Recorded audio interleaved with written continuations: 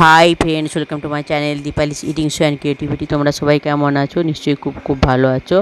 আমরাও মোটামুটি আছি। তো দেখো, আমি আজকে আবার একটা রেসিপি নিয়ে চলে এসেছি। তো দেখো, আমি কড়াইটা বসিয়ে দিয়েছি ওভেনে, আর তেলও দিয়ে দিয়েছি। তো তেল দিয়ে আমি তেলটাকে পুরো কড়াইতে একটু ছড়িয়ে দিচ্ছি, কারণ যে রেসিপিটা বানাবো তার জন্য একটু মাছ ভাজতে হবে, তাই তেলটা ছড়িয়ে দিচ্ছি যাতে মাছগুলো ভালোভাবে ভাজা হয়। তো দেখো আমি কি করছি, এই রেসিপিটা তোমাদের খুবই ভালো লাগবে, খুব চটপটও হয়ে যায়, প্লাস খেতেও দুর্দান্ত লাগে। যেহেতু পরে ভয়েস দিচ্ছি তাই বলতে পারছি, দারুণ হয়েছিল টেস্টি খেতে। এটা দিয়েই তোমাদের সব গরম গরম ভাতে নিলে এটা দিয়েই সব খাওয়া হয়ে যাবে। তাই শেয়ার করছি, তোমরা কিন্তু অবশ্যই এটা বানিয়ে খেয়ে দেখো, দেখে বলবে আমাকে যে কেমন লাগে। তো দেখো, এই যে এখানে নিয়েছি দুটো পমফ্রেট মাছ, আর একটা হচ্ছে কাতলা মাছের পেটি। এবারে পমফ্রেট মাছ দুটো নিয়েছি, ওটা আমার মেয়ে খাবে, আর কাতলা মাছের পেটিটা নিয়েছি এই কারণে, কারণ আমি পমফ্রেট মাছ খাই না, ওই জন্য আমি কাতলা মাছের পেটিটা নিয়েছি। তো দেখো এই যে দিয়ে এবারে আমি যে পমফ্রেট মাছটা একটু খুন্তি দিয়ে একটু মানে কেটে কেটে দিচ্ছি, যাতে ওর ভেতরে এটা একটু মশলা দিয়ে করব, তাই একটু কেটে কেটে দিচ্ছি যাতে ওর মধ্যে ওটা মশলাটা ঢোকে। তো এটা অ্যাকচুয়ালি বলতে পারো মাছের ভাজাই, কিন্তু ভাজাটা একটু অন্য রকমের করছি। মাছ ভাজাটা একটু অন্য রকম স্টাইলে, বুঝলে তো? তো আমার মনে হয় এইভাবে ভাজা তোমরা খেয়েছো কিনা আমি জানি না, তবে আমি এই প্রথম করছি, কিন্তু খেতে কিন্তু দুর্দান্ত হয়েছিল। তো এই দুটো মাছ আমি ভেজে নিয়েছি, আর একটা পমফ্রেট মাছ ছিল সেটাও আমি ভেজে নিয়েছি, সেটা তোমাদের সঙ্গে শেয়ার করিনি। তো দেখো, এবার আমি কড়াইতে ওই তেল ছিল, তেলের মধ্যে আর একটু তেল দিয়েছিলাম, যে তারপরে আমি একে একে পেঁয়াজ কুচি, তারপরে লঙ্কা কুচি এগুলো অ্যাড করছি। এবার পেঁয়াজ কুচি লঙ্কা কুচিটাকে আমি একটু ভেজে নেবো, তবে একদম পুরো লাল লাল করে ভাজবো না, মোটামুটি একটু ভেজে নেবো। আর এই সময় বলে রাখি, পুরনো বন্ধুদের অসংখ্য ধন্যবাদ আমার সঙ্গে থাকার জন্য, তোমরা এইভাবে আমার সঙ্গে থেকো, আর আমিও তোমাদের সঙ্গে আছি। আর নতুন বন্ধুদের বলছি, যারা আমার চ্যানেলটা ভিজিট করতে আসছো, তারা আমার চ্যানেলটাকে সাবস্ক্রাইব করে থেকে যেও, আর বেল আইকনটা অবশ্যই ক্লিক করে দিও, যাতে আমার ভিডিওগুলো দেওয়ার সঙ্গে তার নোটিফিকেশান তোমাদের কাছে চলে যায়। তোমরা আমার সঙ্গে থাকো, আমিও তোমাদের সঙ্গে আছি। তো এই, আর অবশ্যই কিন্তু একটা মিষ্টি কমেন্ট করো, আর একটা লাইক দিয়ে দেখা শুরু করো, আর অবশ্যই এটা ভালো লাগলে বন্ধুদের সঙ্গে শেয়ার করো, যাতে তারাও বানিয়ে খেতে পারে। তো ঠিক আছে, দেখো আমি এর মধ্যে কিছু রসুন কুচিও অ্যাড করে দিলাম। তো রসুন কুচিটা অ্যাড করে দিয়ে এটাকে আমি আবার একটু ভেজে নিচ্ছি। দেখতে থাকো, সঙ্গে থাকো, কেউ কোথাও যেও না, আর কেউ কিন্তু স্কিপ করে দেখো না, ছোট্ট ভিডিও, একটু দেখে নিও। তো তারপর দেখো, আমি একটা টমেটোকে একদম ছোট ছোট করে কুচি কুচি করে রেখেছিলাম, যে সেই টমেটোটাও আমি এর সঙ্গে অ্যাড করে দিলাম। এইভাবে ভেজে খেয়ে দেখবে, মাছটা দুর্দান্ত লাগে খেতে। আর এই যে দেখো, আদা রসুন বাটা আমার একটু ছিল, আদা রসুন আর কাঁচা লঙ্কা বাটা আমার আগে আমি একটু তরকারিতে বেটে দিয়েছিলাম, তার একটুখানি ছিল, সেটাও আমি এর সঙ্গে অ্যাড করে দিলাম।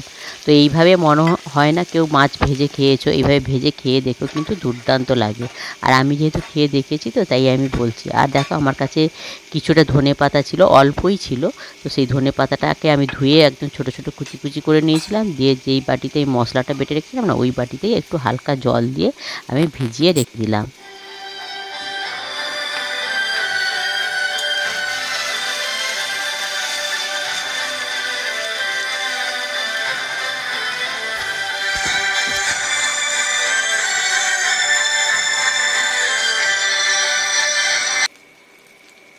তো দেখো বন্ধুরা, আমি পরিমাণ মতো একটু লবণ দিয়ে দিচ্ছি, লবণটা একটু কমই দিলাম, কারণ আমি যেহেতু মাছে লবণ আর হলুদ মাখিয়ে রেখেছিলাম, আর যেহেতু অন্য কোনো কিছুই পড়বে না, এটা ভাজা হবে, তাই লবণটা কিন্তু একটু জেনে দিতে হবে। তারপরে দেখো, ওই যে ধনে পাতাটা আমি কুচি করে একটু জলে ভিজিয়ে রেখেছিলাম না, ওই জল সমেত ওই ধনে পাতাটা আমি এর সঙ্গে অ্যাড করে দিলাম, দিয়ে এটাকে এবার একটু ভালো করে ভেজে নেব, কষিয়ে নেব জলটা শোকা অবধি।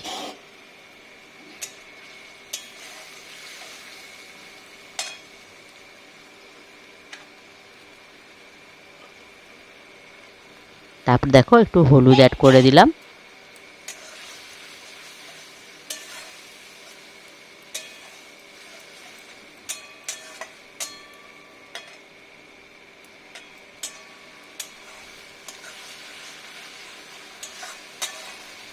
দিয়ে এটা একটু নেড়ে চেড়ে ভালো করে আমি জলটাকে শুকিয়ে নিচ্ছি। দুর্দান্ত হয়েছিল খেতে, গরম ভাতে বললাম না, এইটা যদি করো গরম ভাতে আর অন্য কিছু লাগবে না। এক থালা গরম ভাত শুধু এই মানে এই ভাজাটা দিয়েই ওর মধ্যে খাওয়া হয়ে যাবে।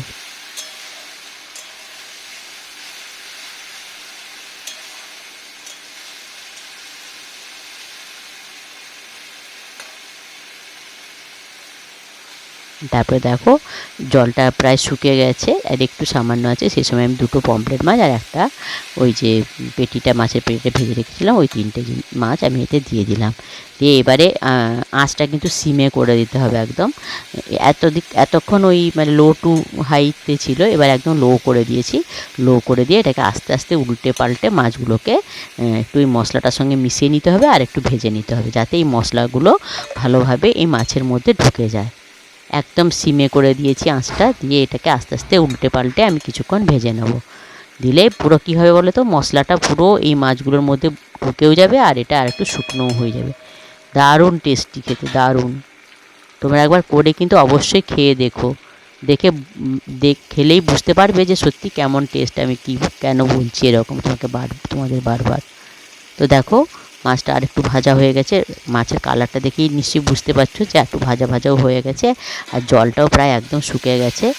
দিয়ে এবার আর বেশিক্ষণ করব না, মানে মাছ ভাজবো না, হয়ে গেছে। দারুণ টেস্টি হয় খেতে, গরম ভাতে খেয়ে দেখো একবার করে। মশলাগুলো মাছের মধ্যে ঢুকে গেছে।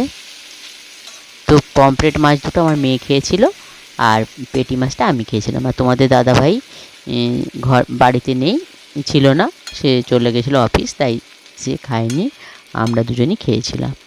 তো পমফ্রেট মাছটা যেহেতু বেশি বড় নয় সাইজটা, তাই আমি দুটো দিয়েছিলাম ওকে, ও দুটোই খেয়েছিল। আর দারুণ টেস্টি হয়েছিল, বলেছিল মা দারুণ খেতে। তো খাওয়ার রিভিউটা নেওয়া হয়নি, তাই তোমাদের আগে থেকে আমি বলে দিচ্ছি। তো দেখো আমি মশলাগুলোকে সুন্দর করে এই মাছের উপরে দিয়ে দিচ্ছি।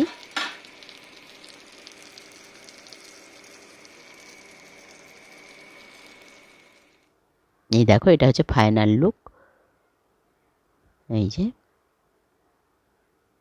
তো ঠিক আছে বন্ধুরা, ভিডিওটা এখানেই শেষ করছি। সবাই খুব খুব ভালো থেকো, সুস্থ থেকো, সাবধানে থেকো, আমার সঙ্গে থেকো। বাই।